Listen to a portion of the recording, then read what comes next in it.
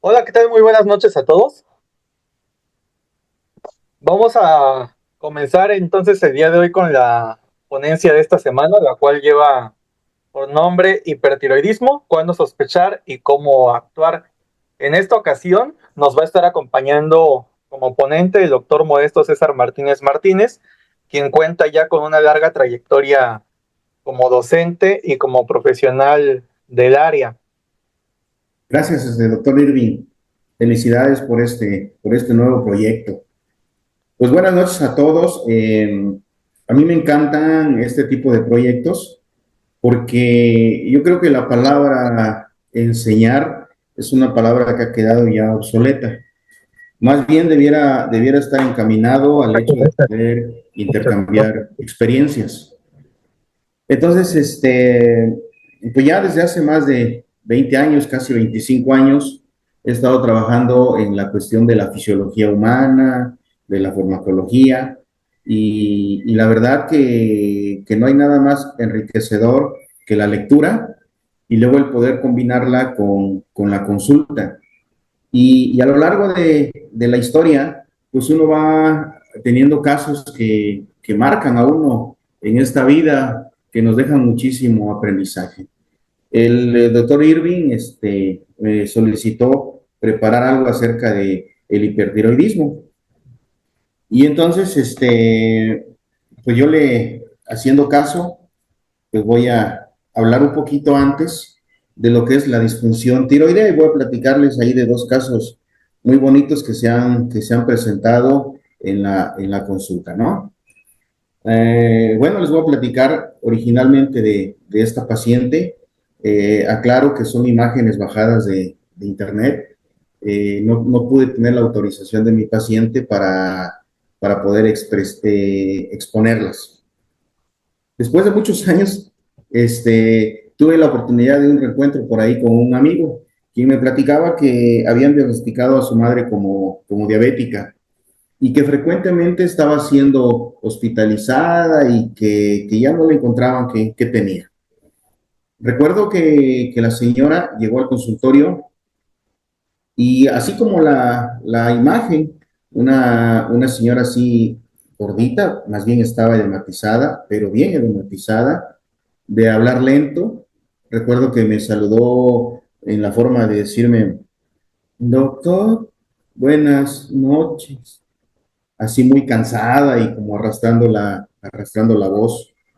Y me decían que todo el tiempo estaba dormida, que todo el tiempo se la pasaba llorando, que estaba deprimida, que ella decía que era mejor morirse, que no se sentía bien, de caminar lento, se estreñía, este, o sea, no tenía absolutamente nada de algo que le interesara, algo que le atrajera a la vida. Eh, Derivado justamente de la revisión de temas en la asignatura de fisiología y todo lo que uno vive en el nivel hospitalario, pues dije, esta paciente tiene un problema de tiroides.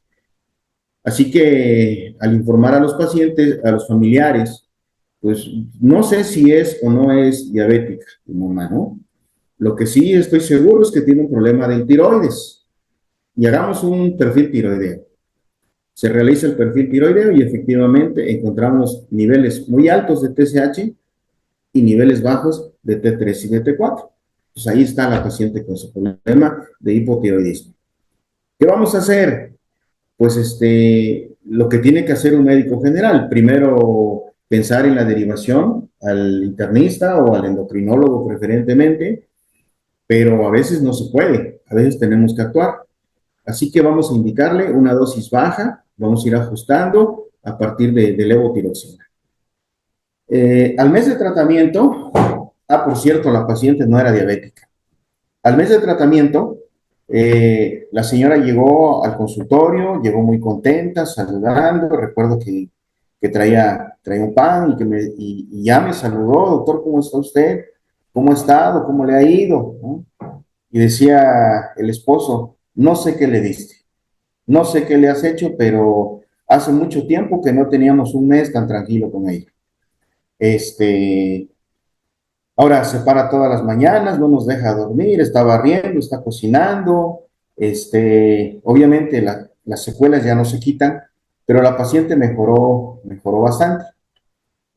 Para poder entender el caso, entonces vamos a platicar de lo que son las hormonas, las diferentes hormonas. Y antes de meterme a la cuestión del tiroides, vamos a recordar algo que es muy importante en, en el diagnóstico médico, que son los sistemas de retroalimentación. Los sistemas de retroalimentación los dividimos clásicamente en positivos y negativos. Más del 90% de los sistemas de retroalimentación son sistemas de retroalimentación negativo. Los sistemas de retroalimentación positivo, cuando lo explico con mis alumnos, genera muchas risas porque tiene ciertas características un sistema de retroalimentación positivo. Se trata de un sistema en el cual una variable va de menos a más, más, y alcanzado el objetivo, hay una caída dramática de esa secreción, de ese fenómeno. Y los ejemplos claros, ¿cuáles son? La oxitocina y el parto. Más oxitocina, más contracción, más oxitocina, más contracción, más oxitocina, hasta que se consigue el parto, los niveles de oxitocina caen. Lo mismo pasa con la ovulación, más estrógenos, más estrógenos, más estrógenos, ovulación, y luego deja de haber estrógenos. Y para que nunca lo olviden mis alumnos, siempre les digo esto, y el orgasmo, sí, sin ser grosero, el orgasmo dice entonces más, y llega el orgasmo y la actividad decae. Así funciona un sistema de retroalimentación positivo, no tiene mucha complejidad. Los sistemas de retroalimentación negativo son casi el 90% de los sistemas endocrinos. Una de las formas importantes en los sistemas endocrinos son los ejes denominados hipotálamo, hipófisis, glándula periférica. En el hipotálamo, como ustedes recordarán, tenemos factores como hormona liberadora de la hormona estimulante de tiroides, ¿no? Entonces, esta se llama aquí TRH, que es la hormona liberadora de tirotrofina. Recordamos que la tirotrofina es TSH. La hipófisis libera TSH y, y la glándula tiroides libera T3 y T4. ¿Cómo funcionamos? ¿Cómo funcionamos como sistema de retroalimentación? Muy bien. En primer lugar, porque hay una jerarquía. El hipotálamo le ordena a la hipófisis. La hipófisis le ordena al tiroides. No hay una orden que venga directa del hipotálamo hacia el tiroides, sino que esta orden es directa. Hipotálamo a la hipófisis y la hipófisis al tiroides. Así que si la situación lo requiere, se incrementarán los niveles de TRH. Esto va a llevar a que la hipófisis aumente los niveles de TSH. Y esto va a hacer que aumenten los niveles de T3 y T4. Pero todo esto se debe mantener dentro de rangos normales, como el concepto de homeostasis, que dice, es el mantenimiento de las condiciones constantes, es decir, de rangos. Si este rango se va muy arriba, entonces vamos a tener un problema que se denomina hipertiroidismo. Entonces, para que eso no ocurra, el nivel elevado de hormonas tiroideas va a hacer un círculo grande y le va a decir al hipotálamo, deja o disminuye la producción de TRH. Al mismo tiempo, también le dice a la hipófisis, disminuye los niveles de TSH. Y entonces estos niveles disminuyen y TSH disminuyen y T3 y T4 también disminuyen. El riesgo de que siga disminuyendo es caer en hipotiroidismo. Para que eso no ocurra, los niveles bajos de hormonas tiroideas estimulan a la alza, al hipotálamo y también a la hipófisis, para que aumente, para que aumente y para que aumente. Entonces, nosotros estamos funcionando así. Esto es un sistema de retroalimentación negativa. Es fácil confundir el concepto de negativo porque asociamos negativo con disminución o con menos, pero el concepto de negativo más bien está relacionado con una inversión. Noten ustedes que quien manda es este producto, el producto final. Este sería el inicial, el intermedio y este sería el producto final. A fin de cuentas, este producto final es el que va, si está disminuido, va a hacer que todo su eje se active. Si está aumentado, va a hacer que todo su eje se disminuya. Y entonces, aún sin entrar en el tema, y esto ya forma parte del poder entender el diagnóstico y eso, entonces nosotros podemos poner un ejemplo. Ustedes pueden ir haciendo su idea, a lo mejor un cuadernito, ¿no? ¿Qué pasa si una persona tiene deficiencia de yodo? El yodo entonces es la materia prima esencial para la síntesis de hormonas tiroideas. No hay yodo, entonces el nivel de hormonas tiroideas está muy disminuido. ¿Qué es lo que espero encontrar? Retroalimentación negativa, que TRH esté muy aumentada y que TSH también esté muy aumentada. Y en este caso tenemos un problema que se denomina hipotiroidismo primario, pero también el exceso de TSH va a hacer crecer a la glándula tiroides, lo que se va a denominar bocio endémico, ¿sí? Entonces, cuando nosotros analizamos bien un cuadro, pues aquí el problema está en la falta de yodo. Pero, ¿qué pasaría si yo me encuentro estos resultados? Así, miren, me encuentro TRH muy aumentado, TSH muy disminuido, T3 y T4 muy disminuidos. Lo primero que debo recordar es que quien manda es el producto final. Y así como cuando evaluamos a un alumno, vamos a decir, entonces, disminuido, retroalimentación, ¿qué tiene que hacer? Invertirlo, aumentarlo. ¿Obedeció el hipotálamo? Sí, sí obedeció el hipotálamo. Palomita para el hipotálamo. El hipotálamo le dice a la hipófisis que aumente. La hipófisis, como ven ustedes acá, no está obedeciendo. Entonces, en este caso, es un problema por disminución en la síntesis, producción o liberación de TSH. Entonces, esto es característico de todos los sistemas de retroalimentación negativa. Lo mismo pasa con el eje del cortisol, con el eje de la hormona de crecimiento, en fin. Vamos a trabajar entonces acerca ahora sí de la glándula tiroides. Como sabemos nosotros, la glándula tiroides pues está aquí en la parte anterior del cuello. Y bueno, es una cosita muy pequeña, dicen que se parece a un escudo romano, pareciera que está formada de muchos grumitos, ¿no? Y es que la glándula tiroides en realidad está formada de muchos sacos, pequeños sacos que se denominan folículos.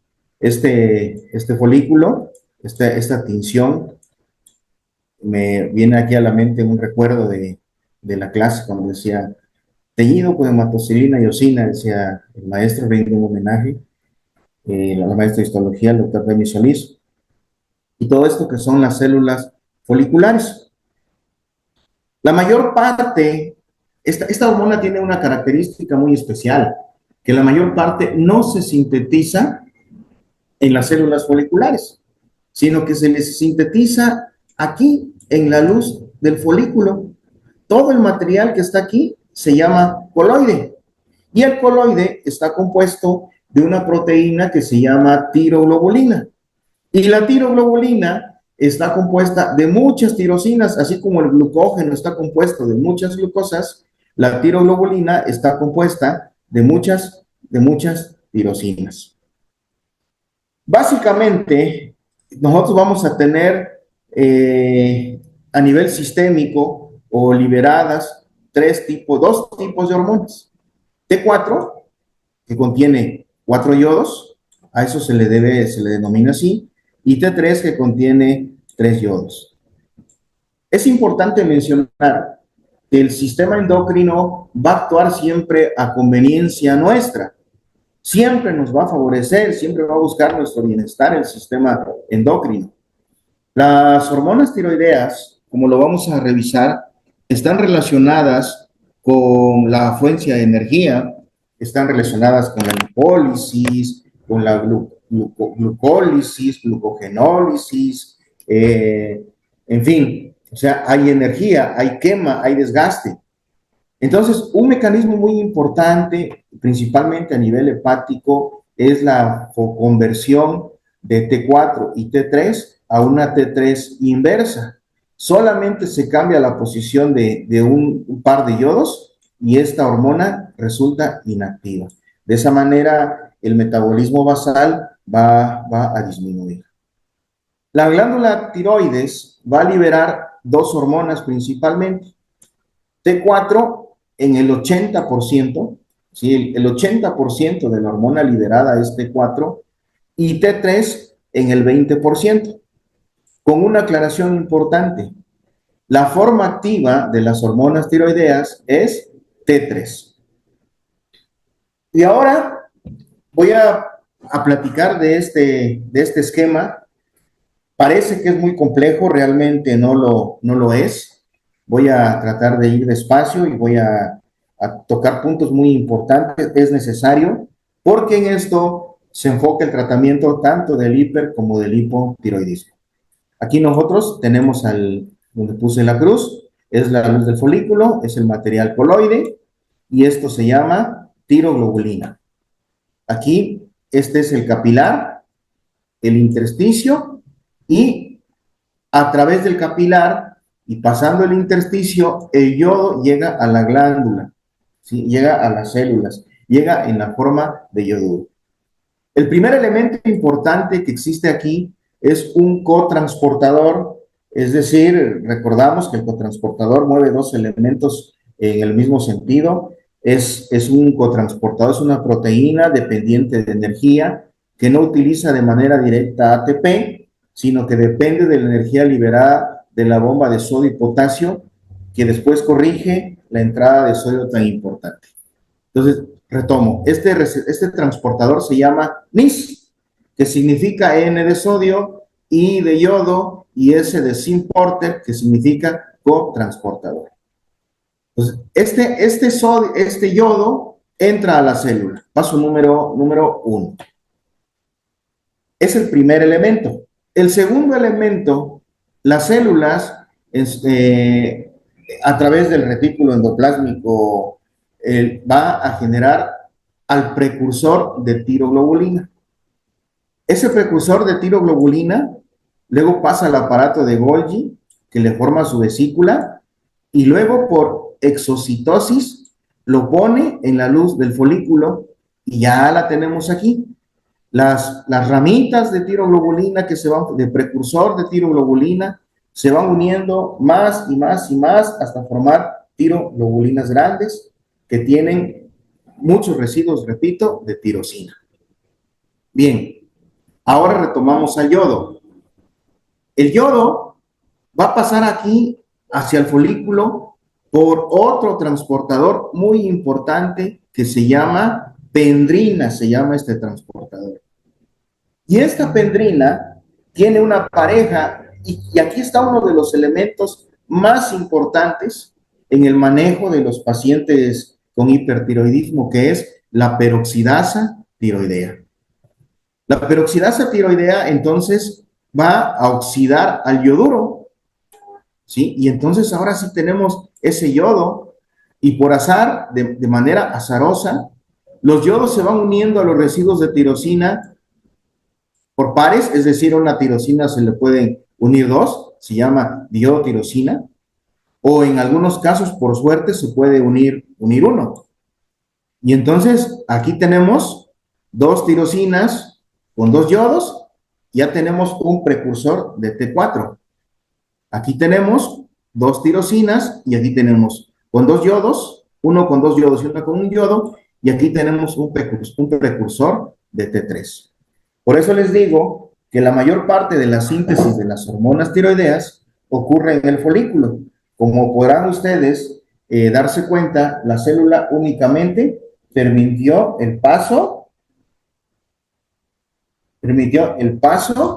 del yoduro hacia la luz del folículo. Muy bien. Después, fragmentos de esa tiroglobulina son fagocitados y esas vesículas endocíticas contienen enzimas que van a separar a T3 y a T4. Y entonces así son liberadas a la circulación y ya tenemos en la circulación T3 y, y T4.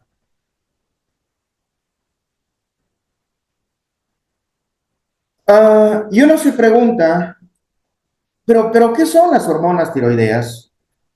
En una época, cuando empezaba a preparar material, veía una diapositiva que decía, un libro que decía, las hormonas tiroideas son como el ralenti de un automóvil. Y el concepto de ralenti, pues a mí me generó muchas dudas. ¿Qué será un ralenti? Pregunté con alguien que se dedicaba a la mecánica y no sabía qué era un ralenti. Así que tuve que investigar y ralenti es un término que se le da al catalizador. Y entonces catalizador en medicina y en bioquímica sabemos que es el concepto de enzima. Enzima es una sustancia de origen biológico que cataliza una reacción. Y luego aprendimos que las hormonas tiroideas son entonces las responsables de los metabolismos intermedios. ¿Qué significa eso?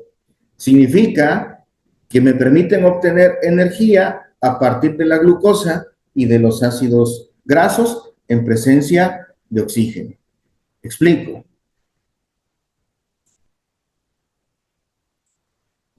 Entonces, una vez que se liberan las hormonas tiroideas, en la circulación van a ir unidas a una globulina de unión a tiroxina, que es un mecanismo de transporte. Una fracción muy pequeña es la fracción que está libre. Una vez que se mueven por los diferentes transportadores y que llegan, prácticamente van a actuar en todas las células, van a utilizar un receptor de hormona tiroidea que no trabaja solo, sino que va a actuar con un receptor X llamado receptor de retinoides. Y entonces se le pegan al código genético y juntos forman un gran complejo que va a culminar en la transcripción, es decir, la formación de ARN mensajero. Y aquí podríamos tardarnos muchísimas sesiones para explicar cada una de las síntesis proteicas, pero que finalmente el resultado es este. Fíjense, nada más la importancia de las hormonas tiroideas son cofactores importantes para que se sinteticen, en primer lugar, bombas de sodio y potasio. Y sabemos que las bombas de sodio y potasio, pues son el elemento más importante para mantener los estados estacionarios en las membranas celulares. Se van a encargar de sacar al sodio que entró en la despolarización, de regresar al sodio que salió durante la repolarización. ¿Por qué decimos que son responsables de los metabolismos intermedios? Ustedes recordarán entonces que en su momento se estudió ciclo de Krebs, ciclo de Core y tas. La mayoría de las enzimas gluconeogénicas, glucogenolíticas, glucolíticas, las enzimas de las cadenas respiratorias, ¿sí? Dependen de las hormonas tiroideas, o sea, las necesitamos. Dicho sea de paso, la presencia de las bombas de sodio y potasio, pues cuando nosotros hacemos ejercicio intenso, pues necesitamos esas bombas de sodio y potasio y eso implica energía y eso implica generación de calor. Se le atribuye también la cadena pesada de la miosina y algo muy importante es que muchos de los receptores de la adrenalina, los receptores beta adrenérgicos, los beta 2 que están en el pulmón, los beta 1 en el corazón, dependen ¿sí? Para su síntesis, para su expresión en las membranas celulares, dependen de hormonas tiroideas. Y aunque me adelanto un poco al tema, no es que en un paciente con hipertiroidismo haya mucha adrenalina. Lo que hay son muchos receptores. Y eso explica la ansiedad, y eso explica la taquicardia, y eso explica la hipertensión, ¿sí? Y como esos, muchísimos, muchísimos otros. Además, es importante hacer mención que son los responsables de maduración final del encéfalo y de la mielinización de muchísimos nervios, ¿no? Prácticamente de todos. En conclusión, en conclusión, las hormonas tiroideas van a ser responsables de las bombas de sodio y potasio, de la producción de calor, del consumo de oxígeno, hidratos de carbono y lípidos, de la degradación de proteínas y de la activación del sistema nervioso simpático. Uno de los fenómenos importantes que me incrementa la producción de hormonas tiroideas, ¿sí? Una de las, perdón, me están hablando, un segundito.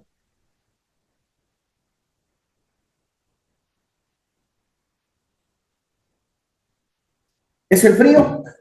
Y entonces, uno de los estímulos más potentes que hay es el frío, justamente que en la búsqueda de la producción de calor.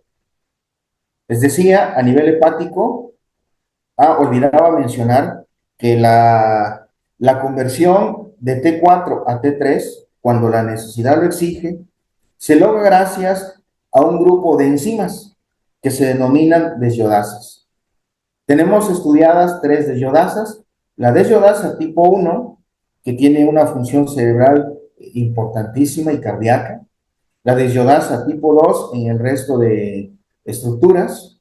Y la desyodasa tipo 3, que es la que convierte a T3 en T3 inversa como un mecanismo defensivo para ahorrar energía. En Oaxaca es muy común que existan bloqueos en la autopista que viene de Puebla hacia Oaxaca, y entonces pues ya en lugar de que se siga consumiendo tu gasolina, pues apagas el motor. Esto es lo que hace la T3 inversa. Y entonces, de las alteraciones de las hormonas tiroideas derivan básicamente dos patologías. La primera, que es la disminución. Entonces, así como se ve esta persona, porque a veces, y es importante que en el primer nivel de atención, poner cuidado, porque muchas veces la característica, pensamos que es una persona con sobrepeso, que es una persona descuidada en su alimentación. Generalmente vamos a ver una persona desalineada, que no se peina, la ropa arrugada, sucia, los zapatos rotos, fácilmente olvidan lo que ha pasado recientemente, lo que le han encargado, todo el tiempo están durmiendo, cabello seco, quebradizo, la cara está edematizada, se ve el bocio, que es el agrandamiento de la glándula tiroides, tienen bradicardia, el peso aumenta a pesar de que comen poco, y algo importante es la infertilidad. No se consigue eh, la felicidad en este tipo de pacientes, ¿no? Y entonces, un problema es que muchas veces el médico que tiene desconocimiento de estos principios básicos, lo que hace es derivarla a psicología, y luego en psicología o en psiquiatría, luego les administran un antidepresivo, y lejos de ayudarle a la paciente o al paciente, pues se empeoran las cosas. Me refiero a la paciente porque la incidencia es mucho mayor en mujeres, ¿sí? 8 a 10 mujeres por cada hombre con alteración de la glándula tiroides, ¿no? Y pues los bocios llegan a ser así, tan grandes como esto. El bocio endémico era muy frecuente por ahí de 1980. Así que el bocio endémico era la deficiencia de yodo. El yodo está mal repartido en el universo, bueno, nuestro planeta. En las zonas montañosas tienen deficiencia de yodo, y al no haber yodo, si ponemos en nuestra mente el esquema del principio de la sesión, disminuye T3, T4, aumenta TRH y TSH.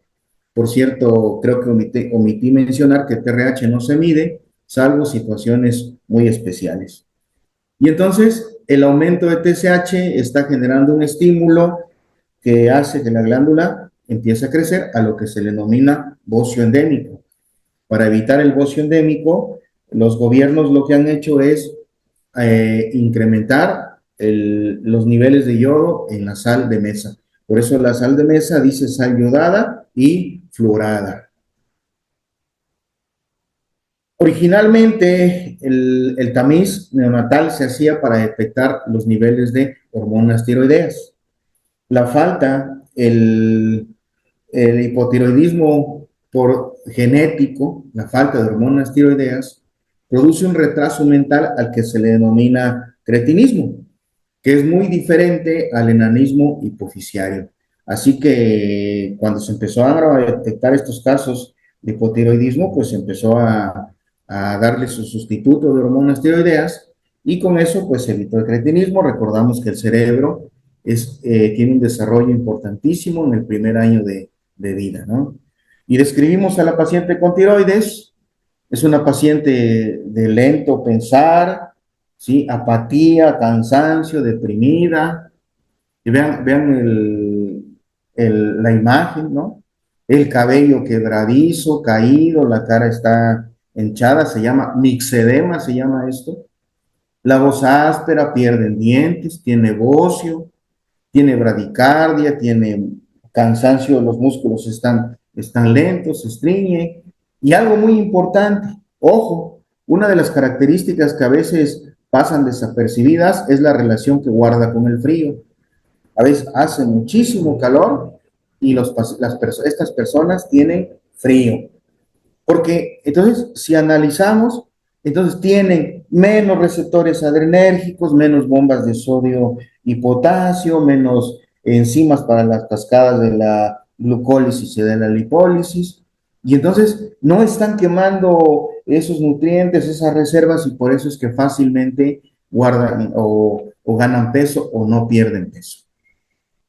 Eso es lo que tiene que ver con el hipotiroidismo. Bueno,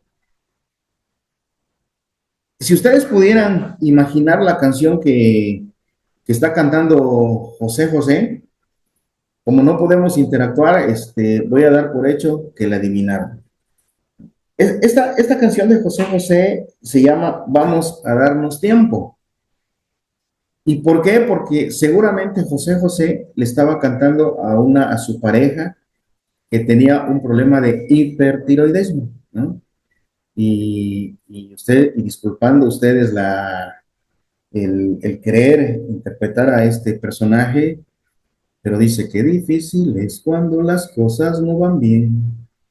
Tú no estás feliz y eso me pasa a mí también. ¿Por qué no me dejas que me vaya por un tiempo sin decirme que al momento te vas a quitar la vida si me voy? Y entonces es una discusión de todos los días. Y a veces ahí, si a la paciente con hipotiroidismo se le confunde con depresión, a la paciente con hipertiroidismo se le confunde con un trastorno de ansiedad. Y entonces tiene todas las características, ¿no? Son gente que come mucho, que pierde peso, que son intolerantes al calor, hace frío y no quieren un cobertor, ¿no? Pero algo muy importante apareció aquí, la inquietud y el nerviosismo. O sea, son gente que les cuesta tomar decisiones, que por qué me traes flores, ahora sí me has olvidado, ahora no me traes flores, están siempre temblando, tú ves, les das algo para escribir y la mano tiembla. También tienen fatiga y debilidad muscular, pero estos no es porque no hay energía, sino porque hay degradación de la masa muscular, es decir, hay un efecto a nivel de que incluso llega a dejarlos en los huesitos a los pacientes, hay arritmias cardíacas y hay exoftalmos.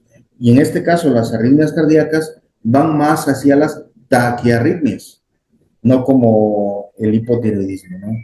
Y entonces, cuando nosotros tenemos lo peor que le puede pasar a un paciente, son justamente las taquiarritmias. Normalmente eso se maneja con un beta bloqueador del tipo del propanolol. Y algunas escuelas y colegios clasifican el nivel del hipertiroidismo de acuerdo al grado de exoftalmos, ¿no? Entonces, hay muchos pacientes que ameritan atención, que no tienen un trastorno de ansiedad, y que bien vale la pena detectarles si tienen un cuadro de tiroides, ¿no? En lo personal, después de tantos años de estar en la Facultad de Medicina, entre los alumnos hemos tenido muchos diagnósticos de hipertiroidismo y de hipotiroidismo. En ambos casos hay una dificultad para el aprendizaje y luego hay un comportamiento alterado. El docente que no lo conoce está diciendo del hipertiroideo es que no me hace caso, es que es un descuidado. Y del hipertiroideo están diciendo que que es agresivo, que es inquieto. Y bien vale la pena tener en mente esto porque pudiéramos estar dejando la fabulosa oportunidad de diagnosticar gente que se puede corregir. Bien, un caso clínico muy importante que llegó al consultorio, una paciente que llegó edematizada con un cuadro grave, como si fuera una crisis, pero de hipotiroidismo. No de hipertiroidismo, sino de hipotiroidismo. Interrogatorio. Vamos a ver, voy a platicarles.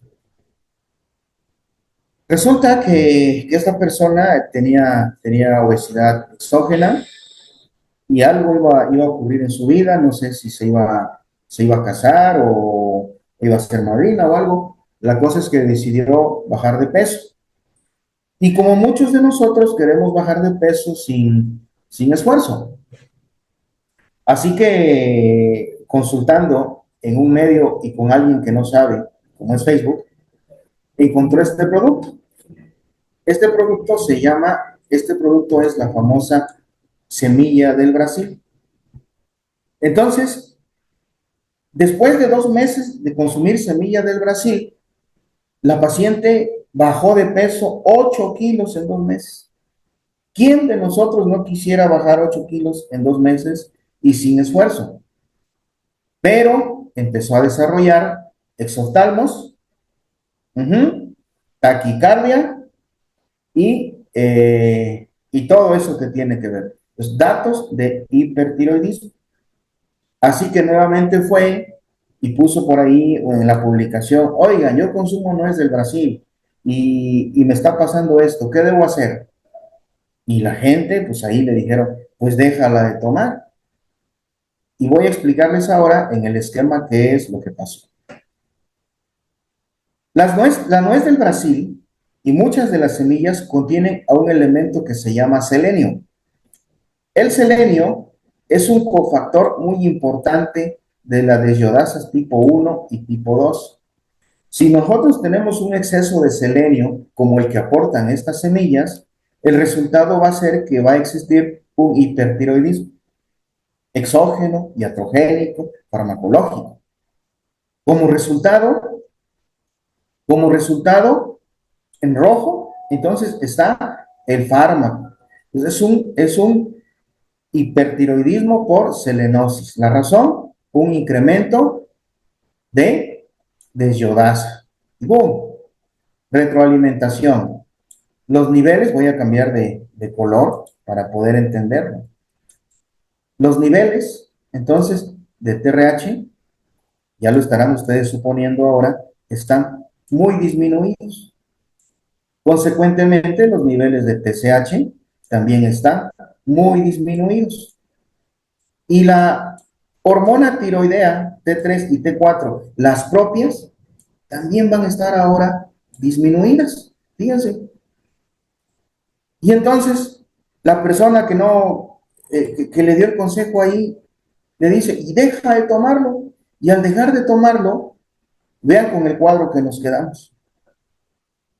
TRH disminuida, muy disminuida, T3 y TSH muy disminuida, y no tenemos T3 y T4.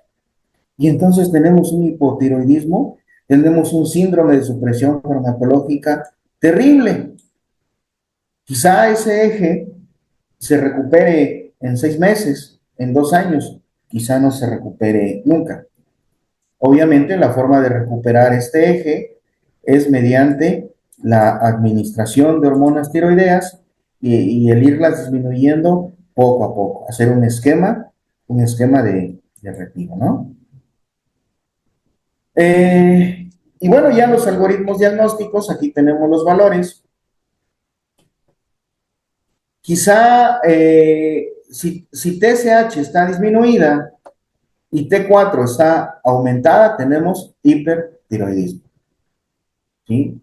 Si T4 está normal, pero T3 libre está aumentada, tenemos hipertiroidismo, ¿no? Entonces, el valor más importante, lo que yo tengo que recordar, a lo mejor es complejo recordar un algoritmo, pero sí el esquemita que tenemos con respecto a retroalimentación positiva, retroalimentación negativa, y que hay un orden jerárquico y que quien manda finalmente es el producto final. Y entonces yo puedo recordar, no el algoritmo de manejo, pero sí, de diagnóstico, perdón, pero sí entender en dónde está el problema, ¿no? Y pues ese caso de las semillas del Brasil, pues es muy interesante porque muchos productos que se expenden de manera libre y que contienen sustancias no declaradas, pues bajan a las personas de peso así con un costo muy alto que es el hipertiroidismo. Eh, bueno, ahora el tratamiento. Yo les voy a dejar un reto ahora, una tareita que no voy a calificar. Como le digo a mis alumnos, el propanolol va utilizado hacia el bloqueo de los receptores beta 1 para la disminución de la taquicardia. Pero tenemos medicamentos antitiroideos clásicos que bien valdría la pena como un reto. Yo a propósito no los puse.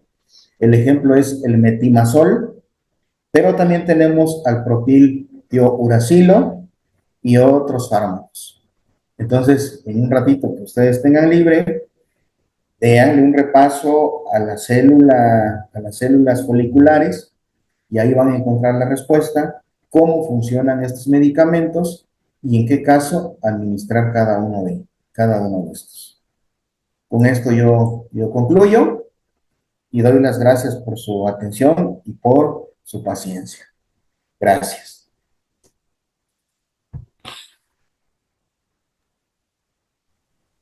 Muchas gracias, doctor, por su participación.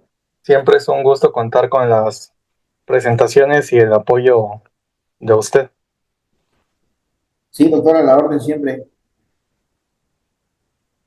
Sí, y Eh, lo importante es que nuevamente platico que yo lo planteo desde la perspectiva de la fisiología humana, ¿sí? Desde nuestras clases y de lo que nosotros vemos como médicos generales y que a veces tenemos que atender. Pero uno de los aspectos fundamentales, importantes es que nosotros tenemos que referir a nuestros pacientes, ¿no? Se tiene que referir a los pacientes, no nos quedamos con los pacientes. Para eso hay, perdón por la expresión, zapatero a tus zapatos, para eso está el endocrinólogo, para eso está el médico internista que tiene muchísima más experiencia. Así es, ¿no? Gracias nuevamente. Y ojo, porque podemos estar viviendo con un paciente con trastorno tiroideo. Es mi experiencia, por eso así lo platico. Y yo creo que José también lo vivió en su momento. Ujú. Y por eso escribió esa canción. O le escribieron esa canción.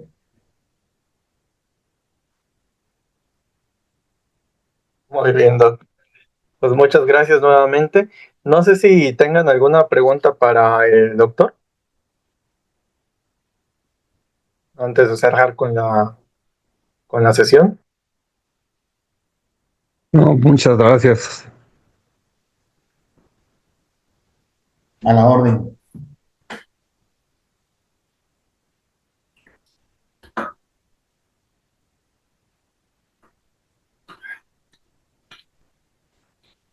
Ok, hay algunas preguntas aquí en el chat, Doc. Sí. Comenta la compañera Minerva, si en los pacientes con hipertensión, al disminuir la sal yodada puede llevar a un trastorno tiroideo. No, porque con el poquito de sal que se consume es suficiente para el aporte de yodo.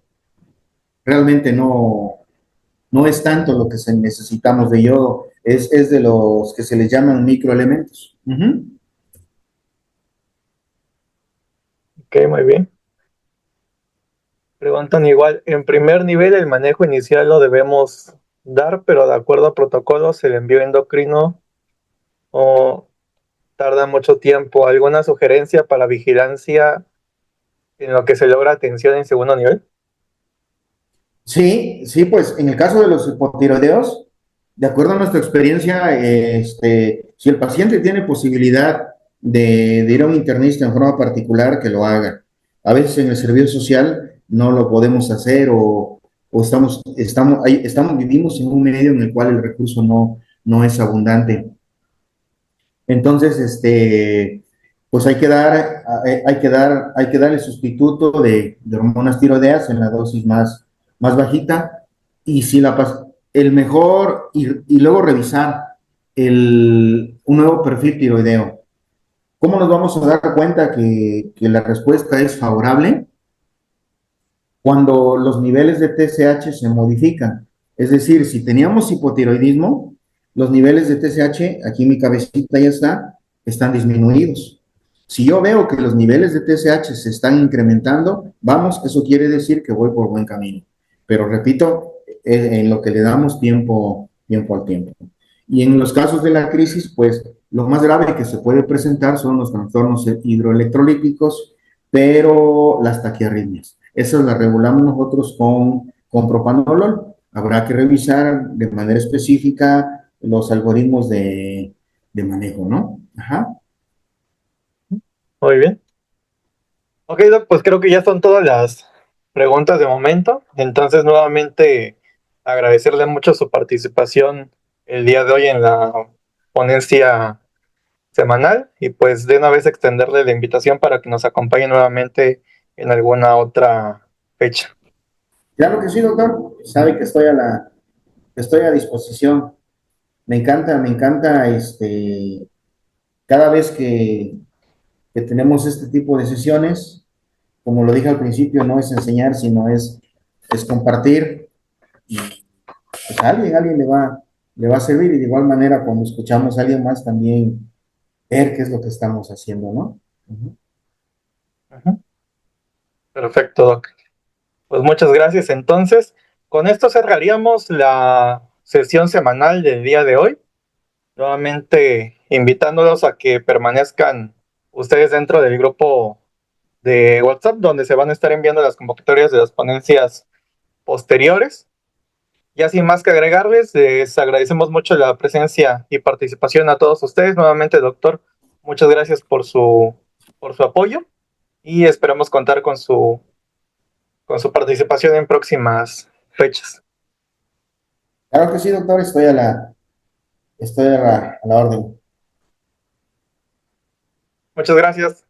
Excelente noche a todos.